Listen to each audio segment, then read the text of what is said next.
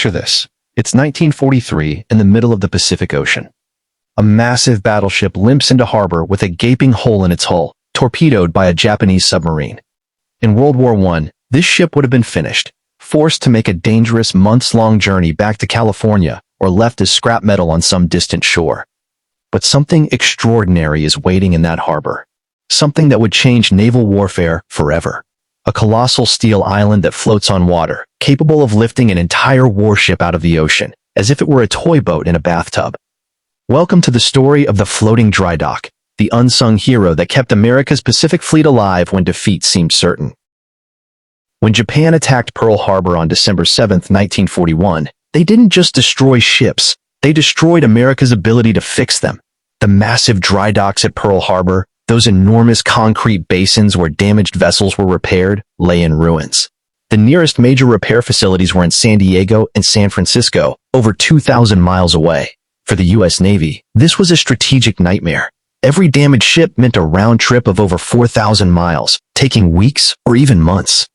In a war where every vessel counted, this simply wasn't acceptable. The Pacific theater wasn't like fighting in Europe. There were no friendly ports every few hundred miles. It was thousands of miles of open ocean dotted with tiny islands, most of them controlled by the enemy. The problem was enormous. How do you repair a fleet when you're fighting 6,000 miles from home? The answer came from an idea that seemed almost impossible. What if you could take the dry dock to the ships instead of bringing the ships to the dry dock? What if you could build a structure so massive it could lift a battleship, yet make it float and be towed across an entire ocean? Engineers and naval architects went to work on what would become one of the most ambitious engineering projects of the war. The concept of a floating dry dock wasn't entirely new. Smaller versions had existed since the late 1800s. But what the Navy needed for World War II was something on a scale never attempted before. They needed floating dry docks that could handle battleships and aircraft carriers, vessels weighing tens of thousands of tons. The engineering challenges were staggering. These dry docks had to be stable enough to work in, strong enough to lift enormous weights, and seaworthy enough to be towed thousands of miles across the Pacific, and they needed them fast. The design that emerged was brilliant in its execution. These weren't simple floating platforms. They were sophisticated pieces of engineering, essentially U-shaped steel structures with massive ballast tanks built into the walls. Here's how they worked. A damaged ship would be carefully positioned over the submerged dry dock. Then, pumps would begin forcing water out of the ballast tanks. As the water left, the dry dock would slowly rise, lifting the ship completely out of the water. The vessel would sit on blocks, its entire hull exposed for repair. When the work was done, the process reversed. Water flooded back into the ballast tanks, the dry dock sank back down, and the repaired ship floated free. The largest of these floating dry docks were the AFDB class, short for Auxiliary Floating Dry Dock Big. And big doesn't begin to describe them.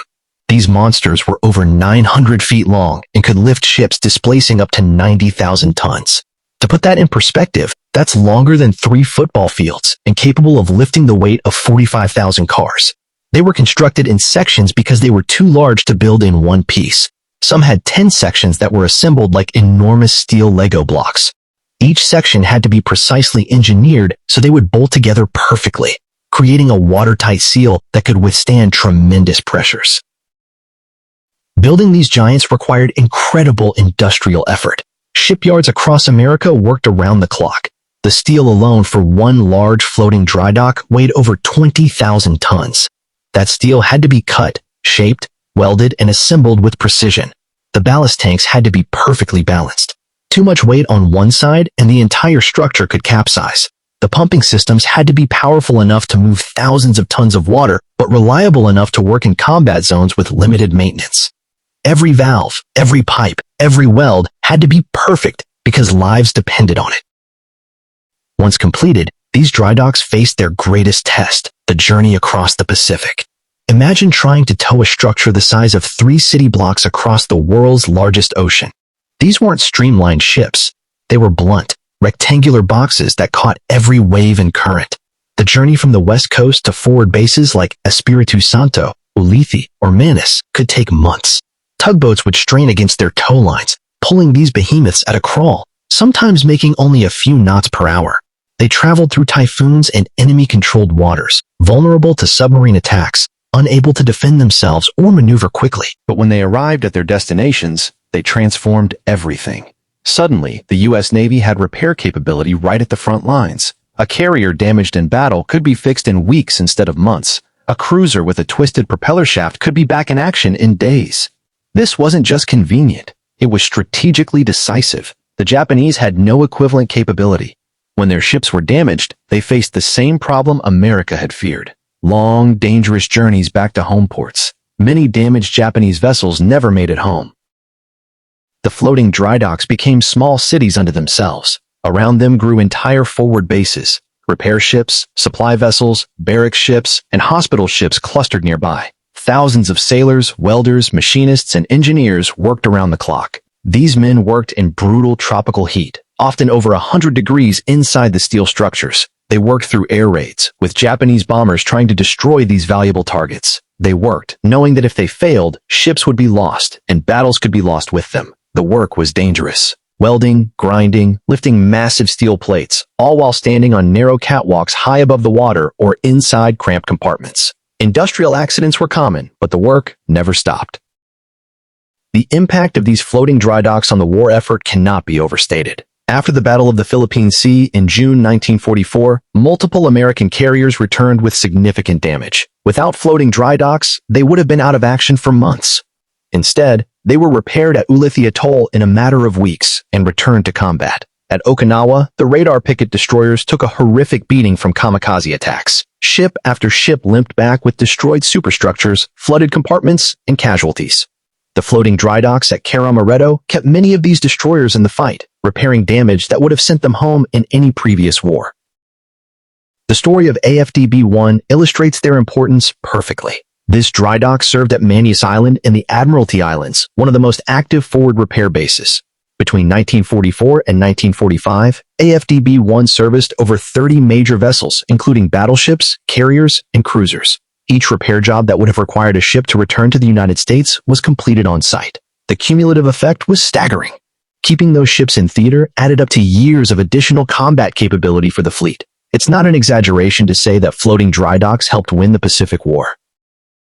After the war ended, these remarkable structures didn't simply disappear. Many continued serving for decades. AFDB-7, nicknamed the Mighty Servant, was towed to Guam where it served from 1945 until 1995, a 50-year career.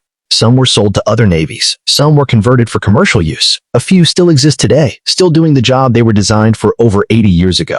One section of AFDB-1 even became a fishing reef off the coast of California, still serving in its own way. The legacy of these floating dry docks extends beyond World War II. They proved that forward repair capability was essential for any navy operating far from home. Modern navies still use floating dry docks, now even more sophisticated with computer-controlled ballast systems and modular designs. Commercial shipyards around the world rely on floating dry docks because they're more flexible and sometimes more economical than traditional fixed dry docks.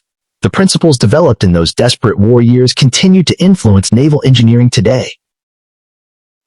When we think about what won the Pacific War, we think of aircraft carriers and submarines, of Marines storming beaches and B-29s over Japan. We rarely think about the floating dry docks, but military historians know the truth. Wars are won not just by the weapons you bring to the fight, but by your ability to keep those weapons fighting. The floating dry dock was the unsung logistics miracle that kept America's fleet in the battle. Every ship they repaired was a ship that could fight another day. Every battle those ships fought brought victory closer. These massive steel structures, floating anonymous in distant harbors, were as crucial to victory as any battleship or bomber. They represent American industrial might, engineering brilliance, and the understanding that in modern war, the ability to sustain your forces often matters more than initial strength. The floating dry dock wasn't glamorous. It never fired a shot, but it helped win a war, and that makes it one of the greatest engineering marvels in military history.